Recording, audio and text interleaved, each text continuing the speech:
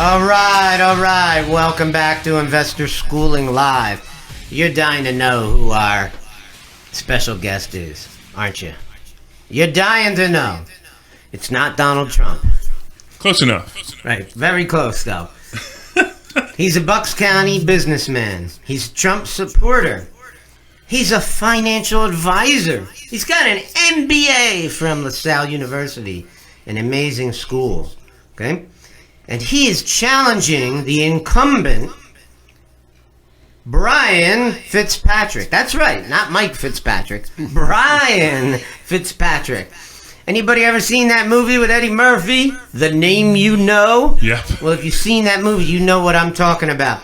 His name is Andy Meehan. What's up, Andy? Good to see you, Phil and Larry. Thanks for having me here on your wonderful show, the service you're providing for the people of the Delaware Valley, educating them and keeping them on top of things that are happening is great. So it's good to be here. Oh, I like him already. He says nice things about us. Hey, he plays a nice harmonica, too. I like that. We can make him a regular part of the show.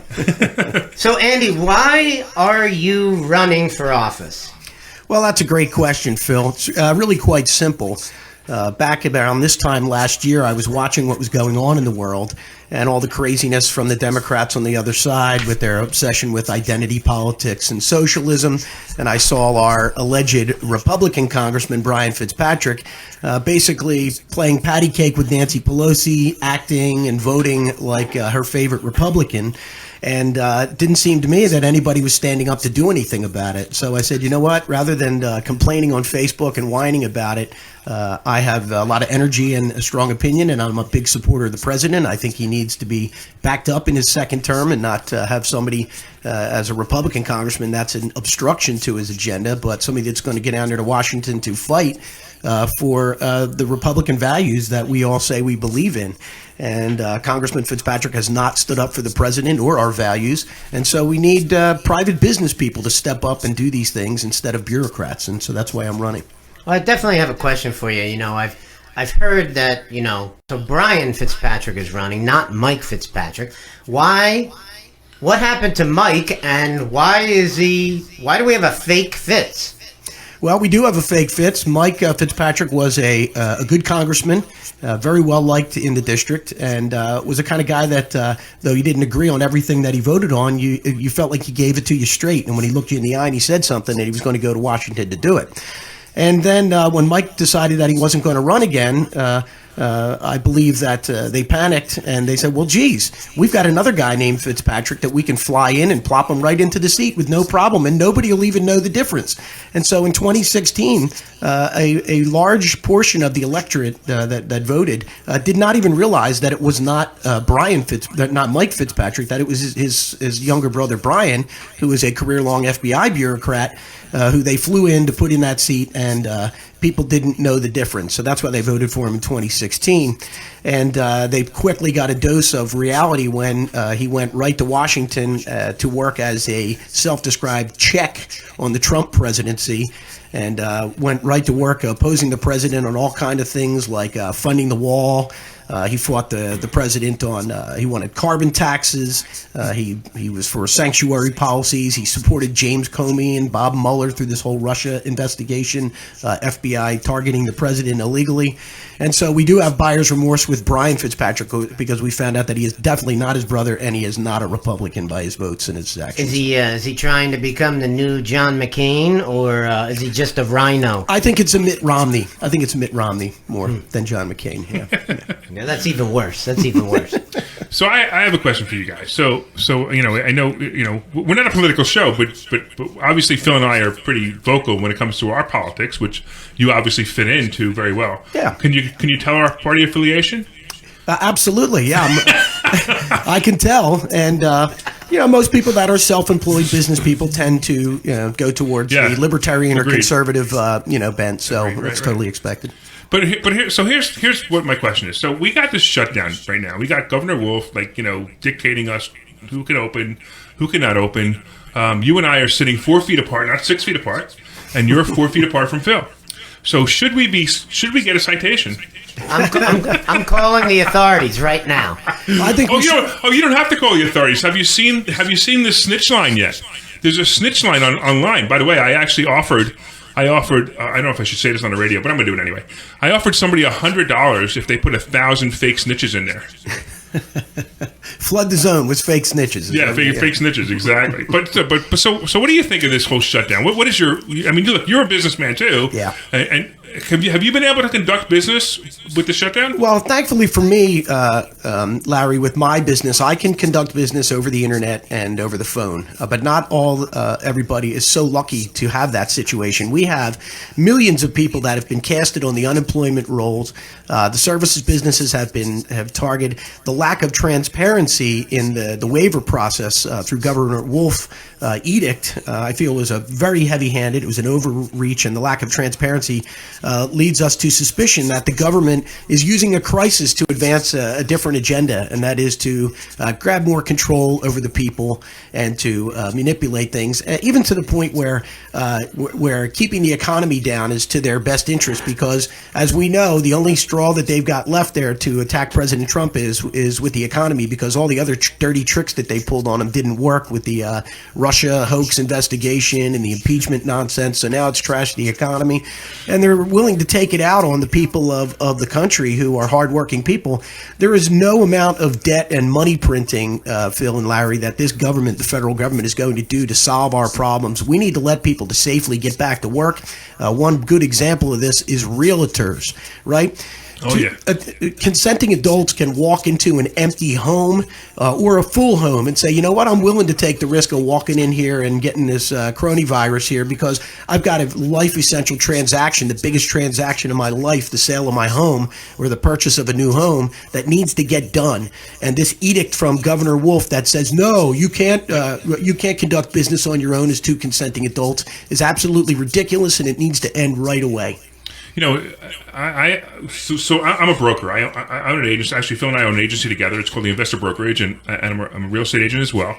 And I tell you, I put a post out the other day in one of the sites, I think it's called Excessive Quarantine. I don't even know. I think we might be transmitting into it right now. I'm not even sure, on Facebook. And I said that I would go out and I would show your houses for you if you're a real estate agent, because I'm not afraid of Governor Wolf. And I expected a serious backlash. I even expected the police to show up at my door here in this office to shut us down, and they didn't. However, I did get one complaint to the Real Estate Commission, and the guy at the Real Estate Commission called me up, the investigator, because, did you actually post that? I go, yeah. He laughed. I laughed. And he said, have you done it? And I said, well, unfortunately, no one's taken me up on it. He didn't ask me if I would do it. Right. Yeah. He just asked me if I did it. Yeah. So somebody had already turned me in because of a post I put on Facebook, which I thought was interesting too. What do you think about like restaurants and haircut salons and all these other things that should not be shut down? Yeah, I believe that consenting adults can be safe and practice through their ingenuity as business people ways that we can keep this spread of this virus from going around. But the damage being done by the shutdown is worse than the disease itself. The cure is definitely worse than the disease. No doubt. The governor has announced that there's going to be this slow unrolling of restrictions. You know, the code red, the code yellow, the code green. Well, I declare, Larry, that there is a code red out there right now, and it is not the governor's code red. It is the code red for businesses, small businesses that are on life support, and are, you know, if this thing keeps going on. Phil, I think it can have long-lasting consequences and extended unemployment, because once these businesses shutter down and can't open back up again, all those jobs are gone. They're lost. So all those job gains that happened over the past several years are going to be gone. So we need to get back to work right away. The people of Pennsylvania need to stand up and demand that Governor Wolf step down with his edict, and that we be allowed to get back responsibly to preserve our lives, our life-essential jobs and businesses. And so I feel really strong about that. I also heard, Larry, that there is another virus that is going around Bucks County, and that my opponent, Congressman Fitzpatrick, has been stricken by this virus. It's called the rhino virus.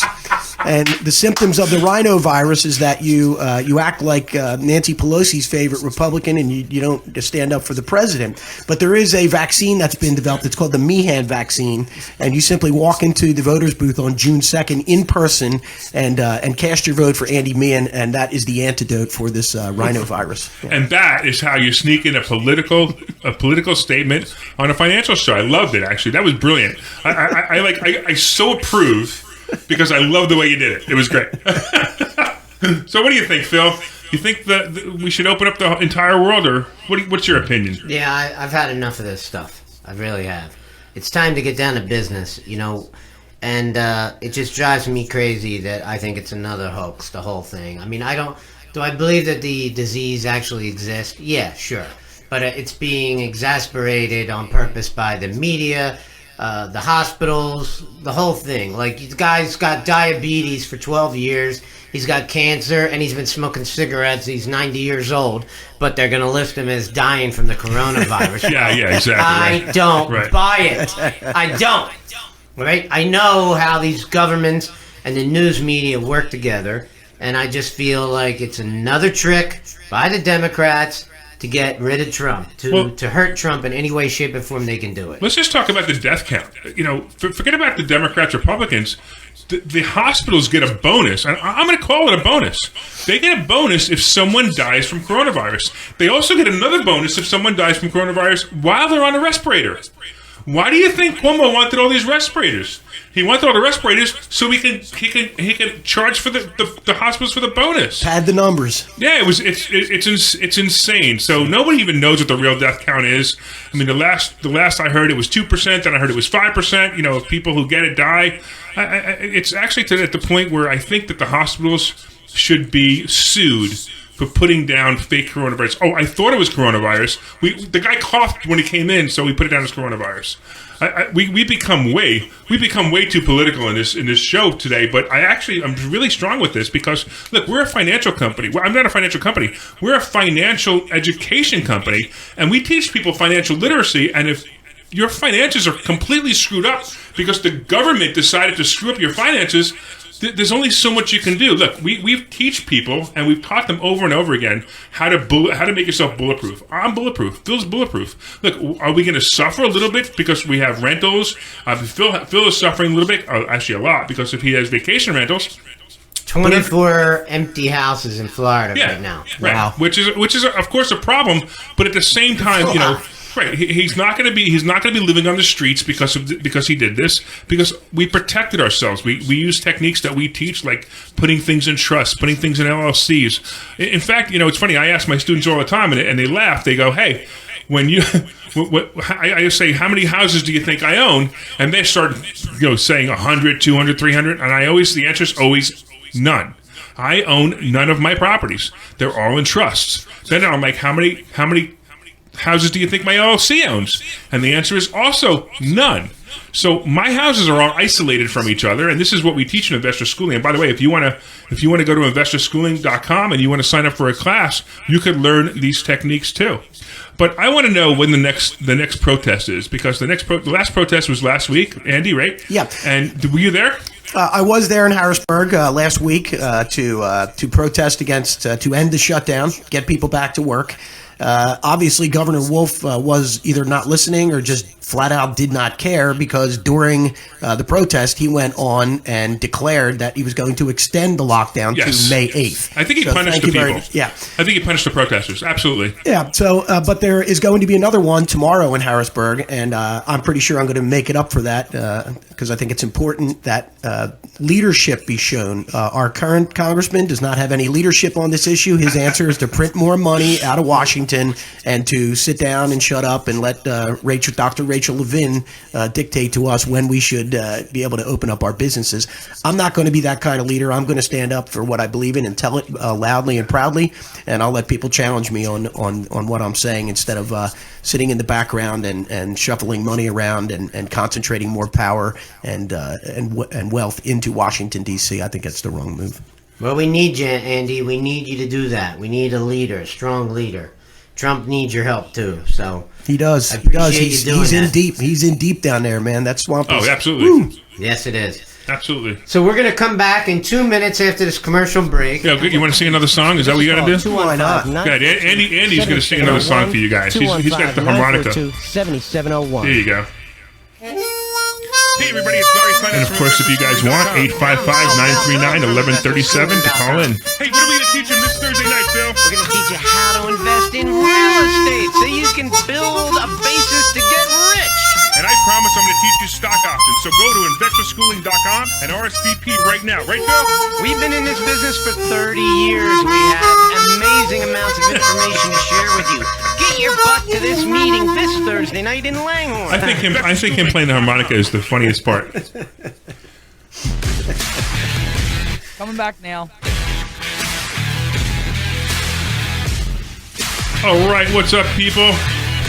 This is Larry Steinhaus, and we are back at Investor Schooling Live. Hey, we are here. We're having a good time. We're here with Andy Meehan, and we're having a really good time today.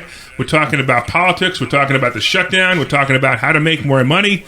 We're talking about, in an hour, we talked about a lot of stuff. We talked about how you get your IRS deposit. If you didn't already hear that before, make sure you put your address in with all capitals.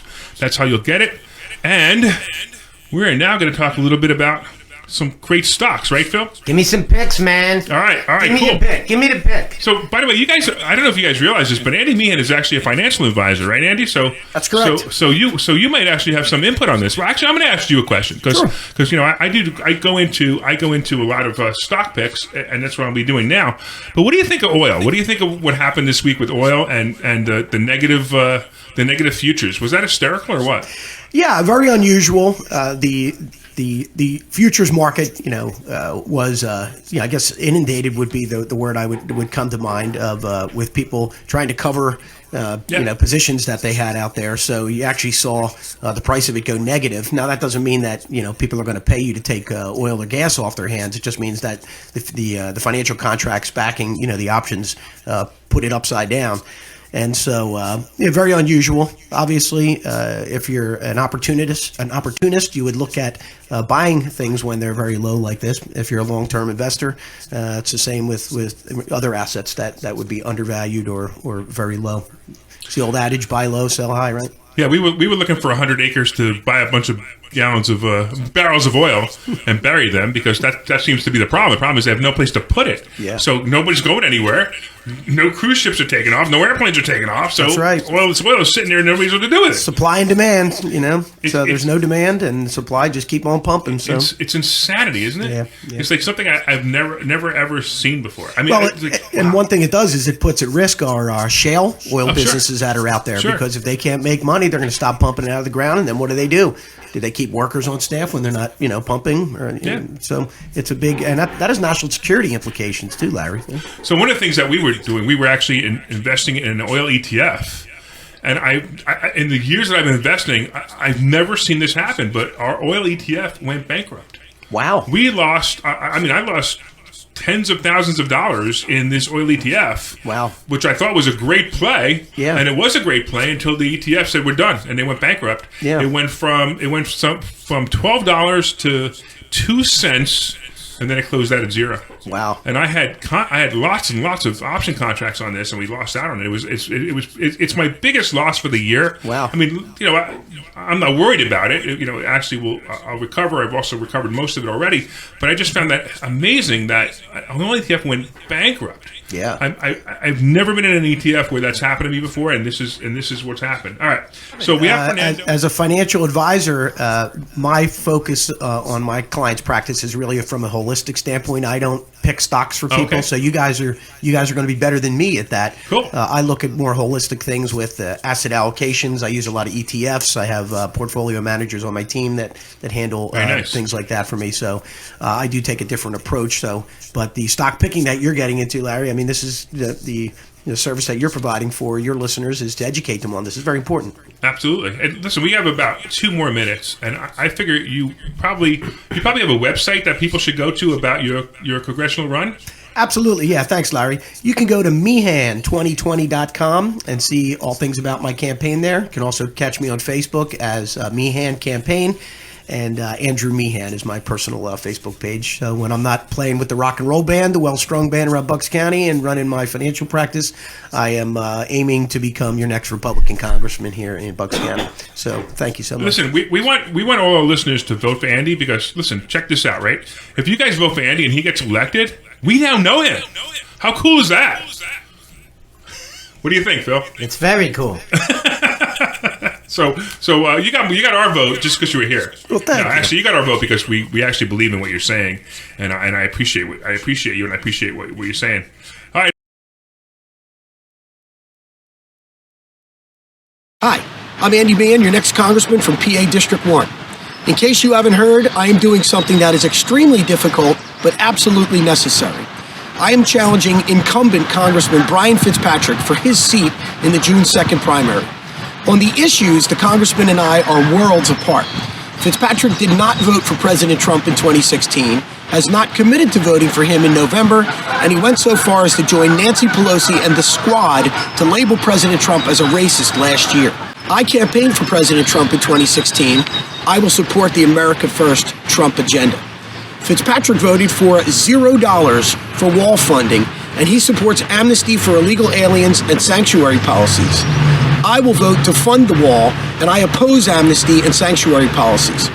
Fitzpatrick voted for gun bans and unconstitutional red flag laws, whereas I will vote to preserve our Second Amendment rights. Fitzpatrick voted to give a legal right to biological males to access women-only spaces, such as locker rooms, and to compete against them for athletic scholarships. I believe that women deserve safe places in society and fair competition in sports. Some establishment leaders of the Republican Party believe that you are obligated to support Fitzpatrick out of party loyalty. However, he isn't worthy of that loyalty as he has not demonstrated it himself, as evidenced by his obstruction of the president and our Republican agenda. As the nominee in November, I will stand by the president and be the ally that he needs in his second term. I will fight for the values that Republicans say they stand for and will be a fierce opponent of Nancy Pelosi and the radical left socialist agenda that leads down the road to ruin. But I can't do it without your help. Please go to my website, Meehan2020.com, to help me raise the money to win this race. Also, please hit the share button to let your friends and family know how important this race is. I'm Andy Meehan, and I approve this message. Thank you.